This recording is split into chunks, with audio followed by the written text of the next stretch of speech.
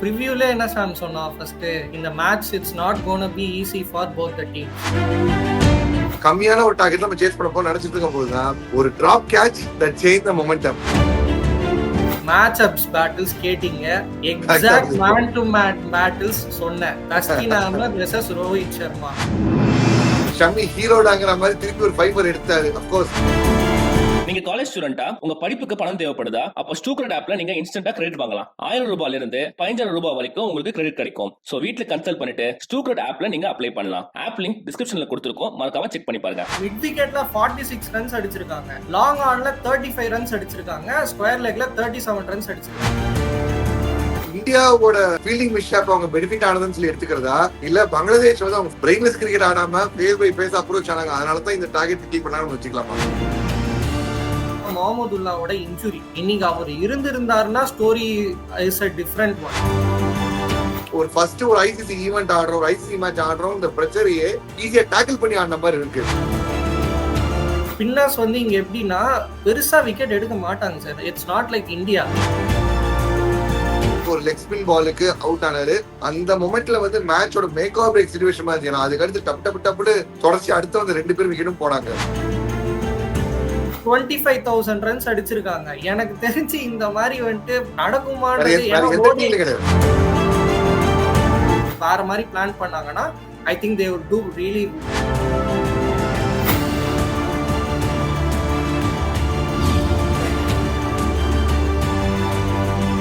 வணக்கம் take off champion subscribers. ஆடு காலத்துல இன்னைக்கு நம்ம எதை பார்க்க போறோம்னா, பரபரப்பா போகாது ஈஸியா ஜெயிக்கக்கூடிய மேட்ச் நினைக்க ஆசைப்பட்ட இந்தியா வெர்சஸ் பங்களாதேஷ் சாம்பியன்ஸ் டிராஃபியோட முதல் மேட்ச். அது வந்து கிட்டத்தட்ட இந்த 90s கிளாசிக் மாதிரி ஒரு லோ ஸ்கோரிங் த்ரில்லரா, ஒரு ஸ்லோ பர்னரா போயிருக்கு. சோ இதை பத்தி நம்மளோட பேசுறதுக்கு அனலிஸ்ட் சித்தார்த் இருக்காரு. சித்தார்த் வணக்கம். So first and foremost Siddharth, இந்த மேட்ச் இவ்வளவு சீரியஸா இவ்வளவு தூரம் இருக்கப்பட வேண்டிய மேட்சா, இல்ல 37க்கு 6 சுருட்டி கிட்டத்தட்ட வந்து 100க்குள்ளே பங்களாதேஷ் சுருட்டி ஈவினிங் செஷன் கூட முடியாம மேட்ச் முடிச்சிருக்க வேண்டிய மேட்சா? அதுதான் ஸ்டார்ட் பண்றேன். ஓகே ஷாம், நம்ம ப்ரிவியூல என்ன ஷாம் சொன்னோம் ஃபர்ஸ்ட், இந்த match it's not gonna be easy for both the teams சொன்னதுக்கு வந்து ஒரு மெயின் ரீசன் இருக்கு. என்ன ரீசன் சொன்னா, conditions. It's not gonna be an easy conditions. Yes, second இன்னிங்ஸ்ல கொஞ்சம் ஈஸியா இருக்கும்னு நினைச்சோம், பட் ஆனா அது கொஞ்சம் எதிர்மாறாதான் போச்சு. ஆனால் இருந்தாலுமே இந்தியா சேசிங்கோ இல்ல ஃபர்ஸ்ட் பேட்டிங்கோ இட்ஸ் அபார்ட் ஃப்ரம் தட். நான் கொடுத்த நம்ம பேசின ப்ரிவியூல வந்து 2 டீமுக்குமே it's not gonna be easy அப்படின்றது நான் சொன்னோம், சரிங்களா? So whatever the scores are whatever it may be, நீங்க 37 ஓவர் சொன்னாலும் நான் எக்ஸ்பெக்ட் பண்ணது 47 ஓவர்ஸ், எக்ஸாக்டா 47 ஓவர்ஸ்ல முடிச்சிட்டாங்க. பாயிண்ட் 1 அங்கேயே முடிஞ்சிருச்சு. Second point, match ups battles கேட்டிங்க, exact man to man battles சொன்னேன். தஸ்கின் அஹ்மத் வெர்சஸ் ரோஹித் சர்மா, அப்புறம் Virat Kohli versus Jaker Ali versus Indian spinners, சரிங்களா? அடுத்தது வந்து விராட் கோலி, KL ராகுல், how they play against Rishad Hossain and இவர் எப்படி பண்ணுவாங்க, சரிங்களா? சோ இதுதான். இப்போ இவ்வளவு டீடைல்டா சொன்னதுக்கு அப்புறம் இன்னைக்கு வந்துட்டு 37 ஓவர்ஸ்ல முடிச்சா 47 ஓவர்ஸ்ல முடிச்சா இட்ஸ் ஆப்வியஸ் எஸ் இந்தியா தான் ஜெயிக்கும்ன்றது என்னோட தாட் ப்ராசஸும் இருந்துச்சு. But it's not gonna be an easy win-ன்றதும் சொன்னோம், அண்ட் அதுக்கேத்த மாதிரி தான் நடந்துச்சு. பட் சித்தார்த், ஃபர்ஸ்ட் பவர் பிளேல வந்து கிட்டத்தட்ட வந்து 5 விக்கெட் பங்களாதேஷ் விட்டாங்க. 1 for 1 2 for 2 சொல்லிட்டு கிட்டத்தட்ட ஆல்மோஸ்ட் ஃபுட்பால் ஸ்கோர் கார்டை ரீக்ரியேட் பண்ணாங்க.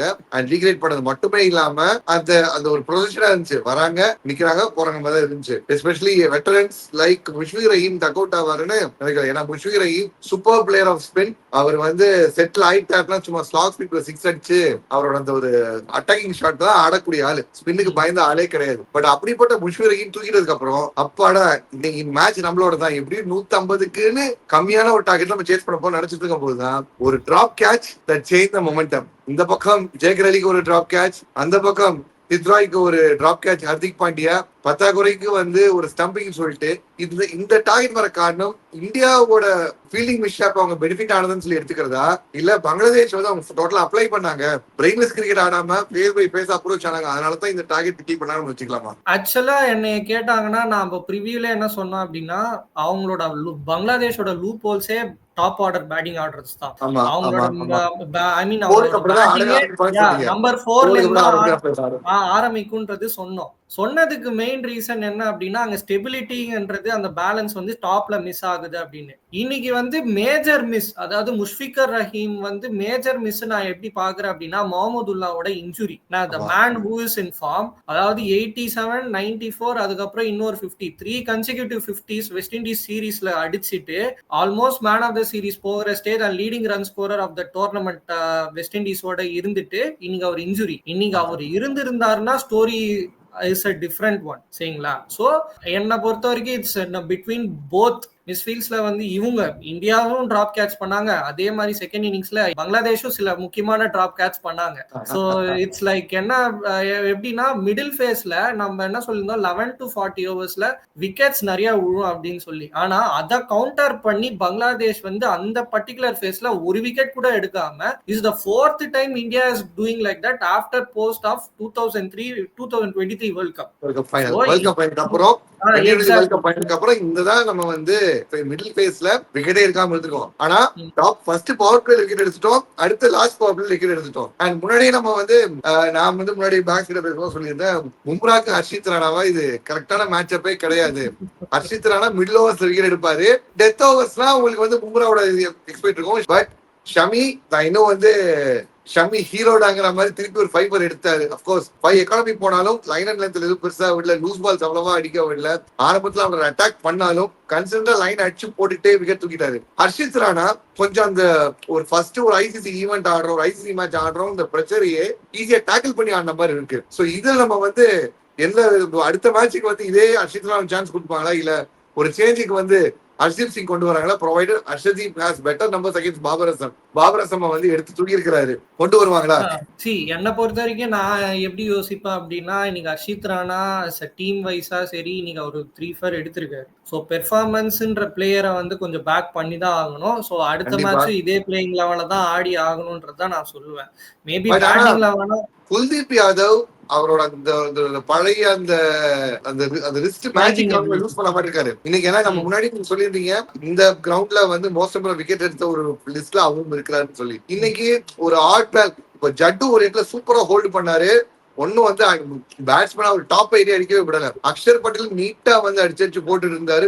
கடைசியில ரன் அடிச்சாலும் ஃபர்ஸ்ட் விக்கெட் கொடுத்து ஒரு டெல்ட்டை கிரியேட் பண்ணாரு. கடைசியில வந்து சுத்துறதெல்லாம் நம்ம வந்து ஒரு டெய்லர் சுத்துல எடுத்துக்க முடியாது. பட் ஒரு மேட்ச் அப் பிட்வீன் வருண் சக்கரவர்த்தி ஆர் குல்தீப் யாதவ், இந்த மேட்ச் அப் தான் இருக்குமா பாகிஸ்தான் மேட்சுக்கு? Because crucial match Kuldeep Yadav Pakistan against சூப்பரா பண்ணிருக்காரு ஃபார் கைண்ட் இன்ஃபர்மேஷன். சோ அந்த பழைய ஹிஸ்டாரிக்கல் ரெக்கார்ட்ஸை வச்சு குல்தீப்பை பேக் பண்ணி கூட்டு போவாங்களா, ஆர் வருண் சக்கரவர்த்தி பேக் பண்ணுவாங்களா? Kuldeep Yadav what brings to the team, Varun Chakravarthy what brings to the team தான் நான் பார்ப்பேன். எஸ்பெஷலி நான் சொன்ன மாதிரி கண்டிஷன்ஸ் அது கிங். கண்டிஷன்ஸ் என்னை பொறுத்த வரைக்கும் ஸ்பின்னர்ஸ் வந்து இங்க எப்படின்னா பெருசா விக்கெட் எடுக்க மாட்டாங்க sir. It's not like India மாதிரி வந்த உடனே ஒரு 3-4 ஒரு 4-4 இல்ல பெருசா நீங்க பாத்துட்டு போயிட்டே இருக்கலாம். ஆனா நீங்க வந்துட்டு இது பார்க்கவே முடியாது அவே கண்டிஷன்ஸ்ல, எஸ்பெஷலி இன் துபாய்லயும் வந்து பாத்தீங்கன்னா spinners will come to the play.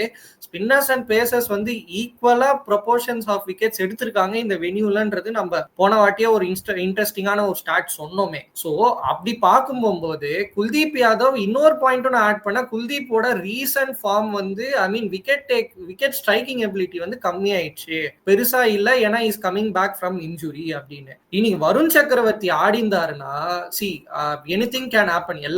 எல்லாமே ஒரு ஹைன்சைட்ஸ் தான். இப்போ இது என்ன சொல்ல, வருண் சக்கரவர்த்தி ஆடிருக்கலாம், இல்ல இவரை இதுக்கு பண்ணிருக்கலாம், சோ தட் விக்கெட் வேணும்.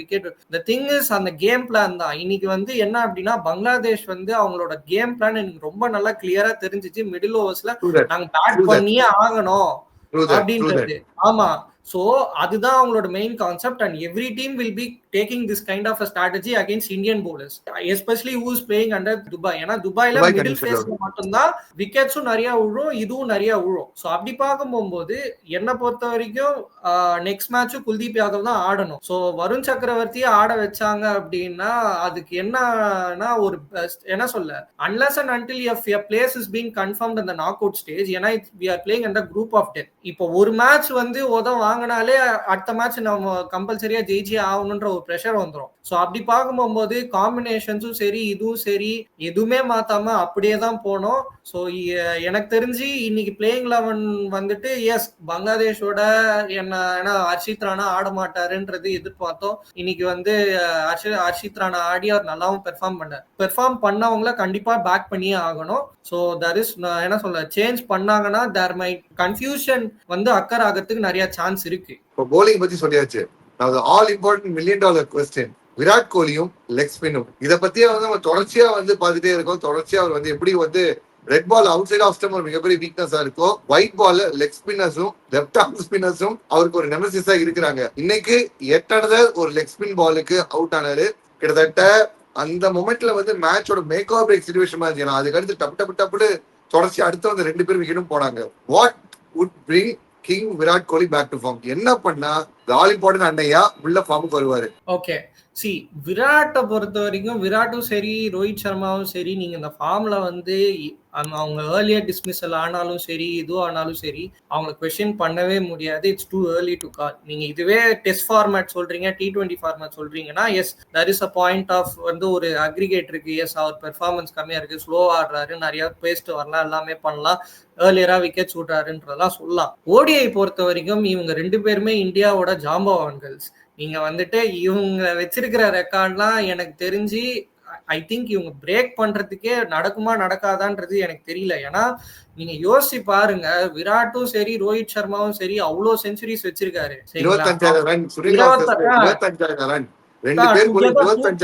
25,000 ரன்ஸ் அடிச்சிருக்காங்க. எனக்கு தெரிஞ்சு இந்த மாதிரி வந்துட்டு நடக்குமான்றது எந்த டீம்லயுமே கிடையாது. அண்ட் செகண்ட் திங் அந்த மொமெண்ட்ல கிடையாது, நீ யாரும் வரப்போறதும் கிடையாது. எக்ஸாக்ட்லி நம்ம பார்த்தாலும் கிடையவே கிடையாது.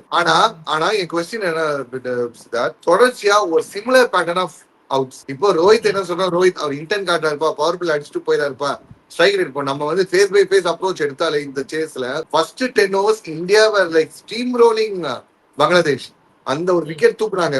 அதுக்கப்புறம் பாத்தீங்கன்னா அப்படியே அந்த கிராஃப் கொஞ்சம் கொஞ்சமா ஒரு கட்டத்துல 80 பாலுக்கு கிட்டத்தட்ட உங்களுக்கு வந்து 60 ரன் அந்த மாதிரி எல்லாம் வந்து ஜஸ்ட் ஒரு 20 balls டிஃபரன்ஸ் தான் வந்துச்சு. Gladly they made 229. இந்த டார்கெட் ஒரு 250 போயிருக்கும் பட்சத்தில் nothing against India, but Bangladesh கிட்ட ஜெயிக்கவும் வாய்ப்பு இருந்திருக்கு. சோ இப்படி இருக்கும்போது வைட்டல்காக ஒரு சேஸ் மாஸ்டர் இத்தனை நாளா தன்னை நிலைநிறுத்தி வச்சிருந்த கிங் விராட் கோலி ஒரு பேட்டர்ன்ல அவுட் ஆறது ஒரு ஒரியிங் ஃபேக்டர் தானே இந்தியாவுக்கு. கரெக்ட். ஆனா இதுக்கு நான் இன்னொரு ரீசனும் நான் சொல்லிடுறேன். அதாவது இவங்க வந்து எப்படின்னா டீமா அப்ரோச்ன்றது நம்ம ஒன்னு கன்சிடர் பண்ணோம். என்னன்னா அதாவது என்ன யோசிக்க ஆரம்பிச்சிட்டாங்கன்னா போஸ்ட் 2022 T20 வேர்ல்டு கப்க்கு அப்புறம் ரோஹித் சர்மா சொன்னாரு இலிமெண்ட் நாங்க டிஃப்ரெண்ட் ஃபேஸ்ல ஆட போறோம். டிகே கூட ரீசெண்டா ஒரு இதுல மென்ஷன் பண்ண இலிமெண்ட் நீங்க பாப்பீங்க, டிஃப்ரெண்ட் இந்தியாவை பாப்பீங்க.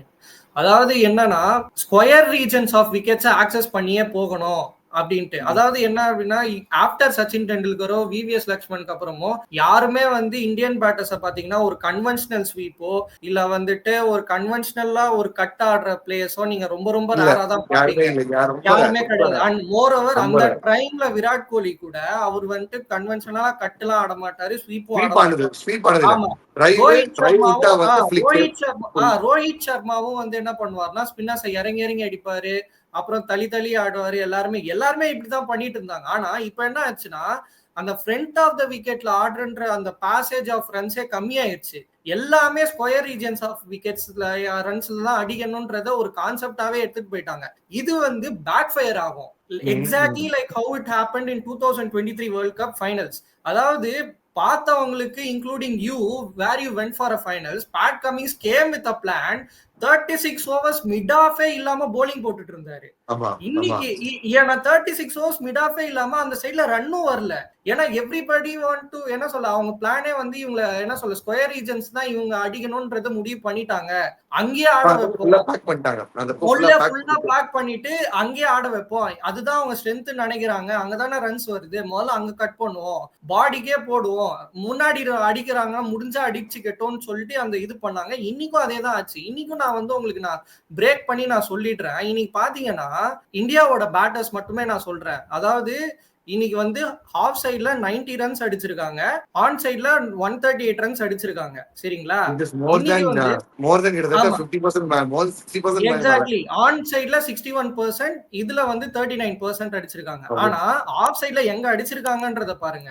Covers again square region of a wicket, சரிங்களா? 37 ரன்ஸ் வந்திருக்கு, பாயிண்ட் 23 ரன்ஸ் வந்திருக்கு, சரிங்களா? இதே வந்து தேர்ட் மேன்ல பார்த்தனா third man and long off பாத்தீங்கன்னா 17 and 13 ரன்ஸ் தான் வந்திருக்கு, சரிங்களா? இதுல வந்துட்டு பாத்தீங்கன்னா கவர்ஸ்ல 5 பவுண்டரிஸ் போயிருக்கு, சரிங்களா? பாயிண்ட்ல 3 பவுண்டரிஸ் போயிருக்கு. சோ அதே மாதிரி தேர்ட் மேன்ல 3 பவுண்டரிஸ் போயிருக்கு. ஆன் சைட்ல வந்து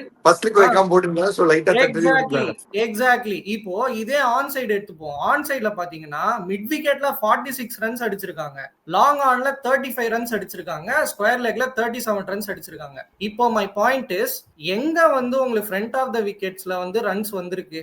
எங்கேயுமே ரொம்ப ரொம்ப கம்மியா தான் வந்திருக்கு. சோ இதுதான் அவங்களோட ஸ்ட்ராட்டஜியே போறாங்க. இந்தியா வந்து இந்தியன் பேட்டர்ஸ் எல்லாருமே நம்ம square regions of the wickets access பண்ணணும், இது பண்ணணும்னு சொல்லிட்டு இன்னைக்கு வந்து பாத்தீங்கன்னா விராட் கோலிக்கு they came with a better plan. அதாவது ஸ்பின்னர்ஸை வந்து இன்னைக்கு சுப்மன் கில் கூட போஸ்ட் மேட்ச் இன்டர்வியூல ஒரு கிளீனா மென்ஷன் பண்ணியிருந்தாரு. ஃப்ரண்ட் ஃபுட்ல வந்து சிங்கிள்ஸ் ரிலேஸ் பண்றது ரொம்ப கஷ்டமா இருக்குன்னு விராட் அவர்கிட்ட சொன்னது. அதே மாதிரி பேக் ஃபுட்ல போனாதான் சிங்கிள்ஸ் ஆட வருதுன்னு சொன்னதுனால இன்னைக்கு வந்து அவங்க பாத்தீங்கன்னா அழகா வந்து லெக் சைட்ல 3 ஃபீல்டர்ஸை நிக்க வச்சுட்டு போலிங் டுவர்ட்ஸ் த பாடி, அங்கதான் ஒரு ஃப்ரீக்வெண்டா சிங்கிள் ஆடுவான்னு சொல்லிட்டு அங்க நிறுத்திட்டாங்க. அண்ட் டாட் பால் பெர்சன்டேஜ் இன்னைக்கும் அவர் வந்து 50% டாட் பால்ஸ் ஆடி இருக்காரு. சோ இப்படி பார்க்கும்போது நான் என்ன சொல்லுவேன்னா, ஆஸ் அ டீமா கொஞ்சம் அகைன், அதாவது என்ன சொல்ல, அவங்க யோசிக்கிற methods or everything is up there approach are really good. ஆனா கண்டிஷனுக்கு ஏத்த மாதிரி ஆடணும். ஏன்னா இன்னைக்கு வந்து இன்னொரு ஸ்டாட்டும் போட்டிருந்தோம். என்னன்னா இன்னைக்கு boundaries square regions of boundaries more than 67, ஒரு சைட்ல ரொம்ப பெருசு, ஒரு சைட்ல ரொம்ப சின்னது. துபாய் எப்பவுமே அப்படிதான். சோ நீங்க வந்துட்டு இந்த ஸ்கொயர் ரீஜன்ஸ் ஆக்சஸ் பண்ணிக்கிட்டே போகணும் அப்படின்ற ஒரு கான்செப்ட கொஞ்சம் வந்து ஈக்குவலைஸா போலாம், according to the conditions, according to the சிச்சுவேஷனுக்கு ஏத்த மாதிரி போலாம் அப்படின்றத அவங்க கொஞ்சம் ஸ்ட்ராட்டஜிஸ் கொஞ்சம் பிளான் வேற மாதிரி பிளான் பண்ணாங்கன்னா I think they would do really பெட்டர்ன்றதான் தோணுது. ஆனா இன்னைக்கு அவங்க வின் பண்ணதுனால எதுவுமே தெரியாது. மேபி இன் ஃபியூச்சர்ல வந்து என்ன சொல்ல, ஒரு நாக் அவுட் ஸ்டேஜஸ்லயோ it might backfire. So hopefully வந்து இந்த கோர்ஸ் கரெக்ஷன் டீம் இந்தியா பண்ணலாம்னு பார்ப்போம். ஏன்னா next the mother of all clashes India versus Pakistan நடக்க போகுது. அபரார் அஹ்மத் தவிர ஒரு பெரிய ஸ்பின்னர் இல்ல. பார்ப்போம் பாகிஸ்தான் அதுல ஏதாச்சும் வந்து ஒரு புதுசா ஒரு மேஜிக் ஸ்பின்னர் வழக்கமா பாகிஸ்தான் கூட மேட்ச்னாலே திடீர்னு ஏதாவது ஒரு போலர் ட்ரீமா வந்து டெபியூ பண்ணி டப்புன்னு ஒரு விக்கெட் எடுத்துட்டு போவார். வஹாபிரியாஸ் அப்படிதான் ஒரு பைப்பர் எடுத்தாரு. தென் முகமது அமீர் அப்படிதான் வந்து ஒரு இம்பாக்ட கொடுத்தாரு. ஒவ்வொரு வேர்ல்டுக்குள்ள யாராவது ஒருத்தங்க சும்மா அந்த ஐசிவில சும்மா ஒரு காட்டு போவாங்க. பாப்போம் பாகிஸ்தான் கூட வந்து இந்தியா ஏதாவது கோர்ஸ் கரெக்ஷன் பண்றாங்களான்னு.